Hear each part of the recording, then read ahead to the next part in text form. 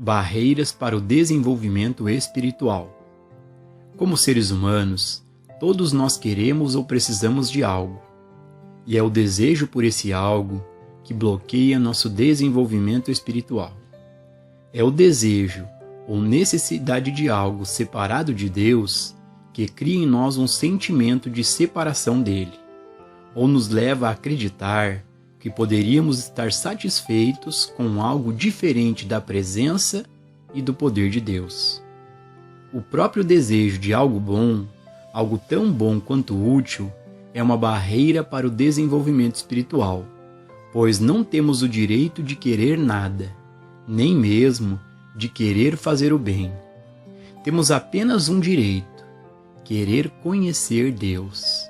Então, se Deus nos coloca em alguma forma de serviço, ensino, cura, enfermagem, pintura, escrita de peças ou livros, ou o que quer que seja, nós realizamos nosso trabalho com alegria e prazer, porque estamos nos permitindo ser transparências através das quais Deus pode brilhar. Mas desejarmos fazer qualquer uma dessas coisas seria glorificar a nós mesmos, e isso é errado. É difícil viver a vida espiritual porque, na cena humana, estamos continuamente desejando algo, ser algo, fazer algo, beneficiar ou abençoar alguém. E essa é a barreira para o desenvolvimento espiritual. A dissolução da barreira vem com a renúncia de nossos desejos, vontades ou planos, para que possamos ir puros a Deus, sem pedirmos suprimento, companhia ou serviço, mas pedindo apenas que a graça de Deus seja estabelecida em nós, para que Deus nos envolva e permeie, para que possamos conhecê-lo corretamente, percebermos nossa unidade com Ele e, assim, nos tornarmos conscientemente um com o princípio criativo de nosso ser. Isso é tudo. Nós, então, não temos mais necessidades, nem mais desejos, nem mais vontades. Os frutos da união consciente com Deus. Viver em união consciente com Deus atrai para nós tudo o que é necessário para cumprir nossa experiência, desde que não planejemos o que essa experiência deve ser, ou desejemos que ela se desenvolva de alguma maneira particular. Essa união com Deus, agindo por meio de nós, nos força a uma atividade particular que será de maior serviço aos outros e nos trará maior realização. Nossa união consciente com Deus constitui nossa unidade com toda ideia espiritual e com toda forma de vida. Atrás de cada forma de natureza existe vida espiritual e, quando somos conscientemente um com Deus, somos consciente e instantaneamente um com a vida de cada planta e animal. Não com sua vida física, mas com sua vida espiritual. Enquanto eles fizerem parte de nossa consciência, eles participarão de nossa consciência. E nossa consciência da verdade será sua vida ressuscitada e renovada. Nossa consciência de Deus se torna a consciência de nossos pacientes e alunos. Enquanto eles estão em nossa consciência, eles estão participando de nosso entendimento. Eles estão comendo pão, carne, vinho e água, que é a nossa consciência realizada da verdade. E nossa consciência dessa unidade com Deus se torna uma lei de harmonia para eles. Seja determinado. Milhares de estudantes em todo o mundo que mantêm contato com a consciência do caminho infinito, seja por meio da carta mensal, lendo os livros, ouvindo as fitas ou participando de reuniões do caminho infinito, onde há uma consciência elevada, descobrem que passam anos e anos com pouca ou nenhuma doença ou discórdia. Por longos períodos de tempo, eles têm poucos problemas de natureza séria, e os que surgem se dissolvem mais facilmente. Isso nem sempre é verdade no primeiro, segundo ou terceiro ano de estudo, porque os alunos iniciantes ainda não aprenderam como fazer contato com a consciência superior e ainda estão absortos em viver suas próprias vidas. Eles ainda não se aceitaram como parte da consciência do caminho infinito e estão, portanto, vivendo parte de suas vidas seguindo o caminho infinito e parte dela com alguma outra forma de metafísica, ou, às vezes, com 6 formas diferentes. Esses alunos não abraçam de todo o coração os princípios de nenhum ensinamento particular e, consequentemente, sua consciência não está unida a nada. A partir do momento em que o aluno percebe que o caminho infinito é o seu modo de vida e se une a ele, ele começa a descobrir que a própria consciência do caminho infinito mantém sua liberdade para ele. E eu, se for levantado da terra, atrairei todos os homens a mim. Eu, se for elevado à consciência de Deus, elevarei aqueles que vierem a mim a esse mesmo estado de consciência, e eles então compartilharão de seus frutos. O Mestre impôs uma condição para o gozo contínuo desses frutos, quando disse: Eis que estás curado, não peques mais, para que não te suceda coisa pior. Em outras palavras, não devemos voltar ao estado de consciência em que estávamos originalmente, porque ele só pode dar o mesmo tipo de fruto que dava. Agora que fomos elevados a uma consciência superior, devemos ter certeza de continuarmos agindo a partir dessa consciência. Antes de sabermos a verdade, podíamos fazer muitas coisas que não trariam nenhuma penalidade sobre nós, porque não havíamos tocado a consciência superior, mais rarefeita. Mas agora, não podemos nos dar ao luxo de sermos falsos em relação ao nosso mais elevado senso de integridade, ou violar a lei espiritual, nem mesmo aceitar as aparências pelo valor de face, sem pagar uma penalidade por isso. Na medida em que descermos desse sentido superior, mesmo na menor medida, sofremos. Isso porque nos tornamos tão sensíveis e tão sintonizados com o Espírito que pensamentos ou ações más ou grosseiras reagem muito rapidamente sobre nós. Desista de buscar formas de bem. Semear na carne tem um significado muito mais profundo do que o significado usual que o mundo lhe dá. Se de alguma forma colocarmos nossa fé na forma, em vez de na essência ou substância da forma, nesse grau iremos produzir apenas frutos materiais, que é a corrupção. Não importa o que alcancemos humanamente, seja uma fortuna, um casamento ou um corpo físico saudável, está sujeito à deteriorização e à morte. Na verdade, está morrendo desde o momento do nascimento. Tudo o que é adquirido humanamente tem apenas a substância de si mesmo e é restrito por suas próprias limitações. Se, por meio de nossa unidade consciente com Deus, entretanto, algo de bom surge em nossa experiência, dinheiro, casa, casamento, companheirismo, emprego ou serviço, é um relacionamento até que a morte nos separe, um relacionamento eterno. Jamais podemos nos separar de qualquer bem que nos chega por meio de nossa união consciente com Deus. Se pudermos passar pela carência de qualquer natureza e formos capazes de resistir, não buscando demonstrar coisas, pessoas ou condições, mas buscando apenas demonstrar união consciente com Deus, a substância de todas as formas, então o suprimento de tudo o que está faltando vai se desdobrar. Alguns alunos que experimentaram uma sensação temporária de carência econômica são incapazes de descansar em uma confiança completa no espírito, quando sua situação se agrava, e eles recorrem à manipulação e conivência humanas, perdendo assim toda a sua demonstração da vida espiritual.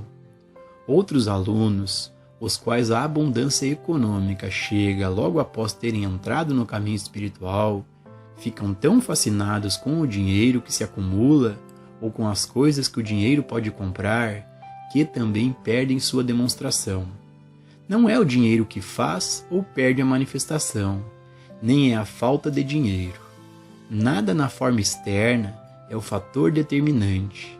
O que conta é a união consciente com Deus.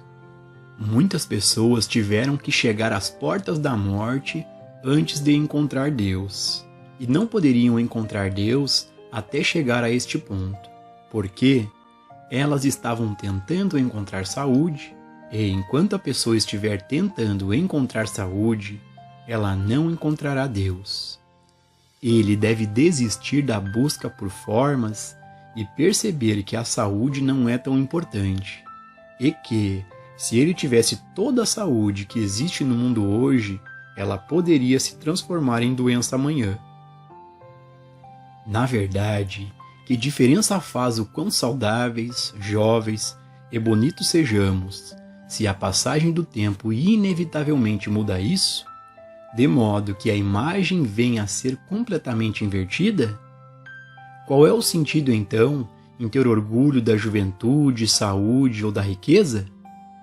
Eles são todos passageiros, mas, se fizermos de Deus nossa meta, percebendo que nada vai nos satisfazer, exceto a união consciente com Deus, nunca haverá coisas como idade, privação, solidão ou vazio em nossa experiência. Na presença de Deus está a realização da vida, e não há outra maneira de alcançar a verdadeira realização. Na presença de Deus há alegria, liberdade de toda forma de escassez. A continuidade da vida não depende de processos. Mais um passo em nosso desenvolvimento espiritual é dado quando chegamos a um ponto em que não estamos exigindo que a vida se cumpra deste lado da sepultura, porque agora não desejamos este ou aquele lado, mas apenas a realização. Se o Espírito de Deus habita em nós, então temos a capacidade de liberar nossos desejos, até mesmo o desejo pela vida humana, ao percebermos: que diferença pode fazer se eu estou olhando para a vida deste lado ou daquele? No que diz respeito a Deus, importa de que lado da fronteira a vida está sendo vivida? A vida é eterna, não pode ser diferente. Está acontecendo continuamente e se cumprindo sem fim. Nada eu procuro, nada. A compreensão da minha união consciente com Deus é o suficiente. Em minha unidade com Deus, sou um com toda a vida espiritual em todos os lugares. Deste lado da sepultura, do outro lado e do lado da vida que ainda não se manifestou neste mundo. Todo o espaço está preenchido com a vida de Deus. Todo o espaço e todo o tempo, passado, presente e futuro. E somos um com essa vida, até mesmo com aquela que ainda não nasceu. A vida existe antes do nascimento, e a vida existe durante e depois do nascimento. A vida existe depois da morte, porque Deus é vida, e Deus é a única vida. Não há poder que possa impedir a vida de Deus de se expressar. A vida de Deus vive para se expressar. Podemos restringi-lo, entretanto, pela crença de que depende de órgãos ou funções físicas. Mas a vida de Deus é espírito, e não precisa de ajuda material para sustentá-la. Portanto, a vida de Deus pode se expressar onde quer que queira, e assim o fará. Mas cabe a nós remover as barreiras que afirmam que é dependente de um processo, dependente de um órgão ou de uma função. A vida depende da graça de Deus, e somente da graça de Deus. Quando a graça de Deus deseja que a vida de Deus apareça, ela aparece.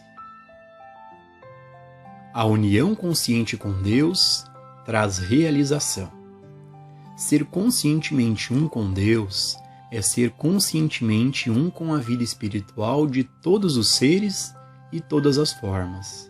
E então, tudo o que for necessário para a nossa realização entrará em nossa experiência.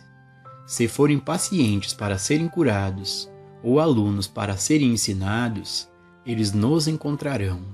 Se forem quadros a pintar ou livros a escrever, se for casamento, família ou negócios, tudo se manifestará. Nada pode impedir Deus de se realizar, uma vez que tenhamos feito contato com Deus. Se não fizermos contato com Deus, Deus ainda estará se realizando, mas não em nossa experiência. Uma vida harmoniosa e bem-sucedida depende de uma única demonstração, a demonstração de unidade consciente com Deus. Se uma pessoa vem até nós com um problema e se podemos nos tornar conscientemente um com Deus, essa unidade com Deus aparece em sua vida como a experiência de que ela precisa, mesmo que possamos não saber qual é essa necessidade, e ela mesma não pode saber o que é. Tudo o que ela sabe é a carência que sente, mas não sabemos nem podemos saber como a satisfação aparecerá em qualquer situação particular. No caminho infinito, não faz diferença qual a natureza do problema. Uma pessoa pode ter febre, outra pode ter calafrios. Um pode ter um tumor e outro uma falta de provisão. Tudo o que temos que fazer para ajudá-la é tornarmos-nos conscientemente um com Deus. E, qualquer que seja a natureza de sua necessidade, ela será atendida. Seu cumprimento deverá vir em menos ou mais carne, ele virá. Se tiver que se demonstrar em mais ou menos companheirismo, ele o fará. Deixando a inteligência divina operar nas relações humanas. Qualquer que seja a forma da necessidade, a inteligência divina cuida de todo o assunto, sem que nos interponhamos com nossas crenças. E isso reforça o ponto de que um praticante nunca deve dar conselhos humanos quando é chamado para obter ajuda. Por exemplo, em casos conjugais, ele nunca deve aconselhar separação, divórcio ou a continuação do casamento. Ele não deve ter opinião alguma sobre isso. Ele deve fazer contato consciente com Deus e deixar Deus fazer pela vida daquele casal o que ele quiser. Se a vida deles for mais bem realizada juntos, todos os obstáculos a essa união serão removidos. Se, por outro lado, for necessário que eles sejam separados para encontrar a realização individual, este espírito conscientemente percebido trará a separação rápida e sem dor, sem perda para nenhum dos dois. Se o praticante entra em tal caso com uma noção pré-concebida de qual deve ser a demonstração, ele está operando no nível de um conselheiro matrimonial ou de um conselheiro psicológico, e isso não é cura espiritual. A função de praticante não é determinar se uma pessoa deve ser casada, solteira ou divorciada, se deve morar nesta cidade ou naquela cidade, ou neste país ou naquele país. A função do praticante é ir a Deus, fazer uma união consciente com Deus e, em seguida, deixar a presença de Deus fazer o que quiser.